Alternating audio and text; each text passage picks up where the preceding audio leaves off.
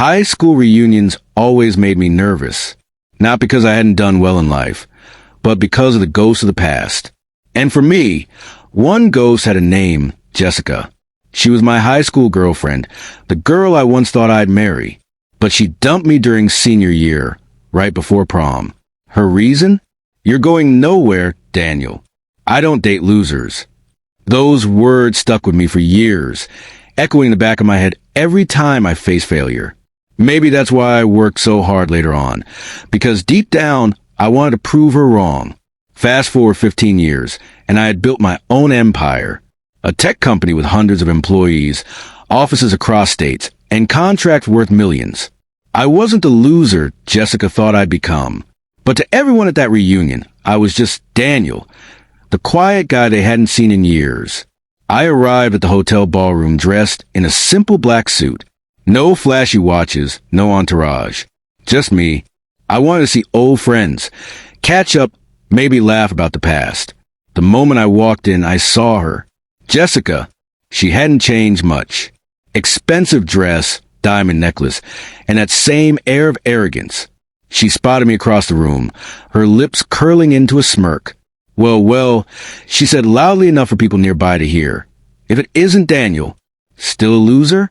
Or did you finally move out of your mom's basement? The group around her laughed, and my face flushed. For a moment, I was 17 again, humiliated in front of everyone. But I took a breath, forced a small smile, and said, "It's good to see you too, Jessica." She rolled her eyes and linked arms with the man beside her. "This is my fiancé, Mark.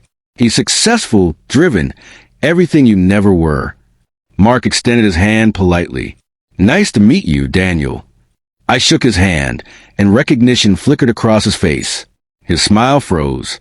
His eyes darted nervously toward Jessica. She noticed. "What? Do you two know each other?" Mark cleared his throat. He's Daniel Carter." Jessica frowned. "Okay." And Mark swallowed hard. "He's my boss." The room went silent. Conversations around us stalled. Jessica's smirk vanished, replaced by confusion. "Wait, what do you mean, your boss?" Mark looked at the floor. "Daniel owns the company I work for. He's the CEO, the one who signs my paychecks, the one who promoted me last year." Jessica's face turned white. She stammered, That's not possible. He's just..." I interrupted gently. "Just a loser, right?" Her jaw tightened, her voice shaking. I didn't mean it like that." But the damage was done. The same people who laughed at me moments earlier now stared at her, whispering. Her fiancé looked mortified, caught between loyalty to her and respect for me. I didn't raise my voice. I didn't gloat. I simply smiled politely and excused myself to catch up with old friends.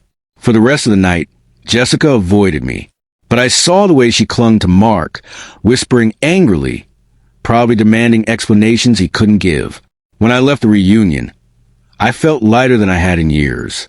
Not because I had humiliated her, but because I no longer needed her approval. I had built my life, my success, and my happiness without her. And seeing the shock on her face reminded me of something important. Sometimes the best revenge isn't revenge at all. It's living a life that proves them wrong without saying a word.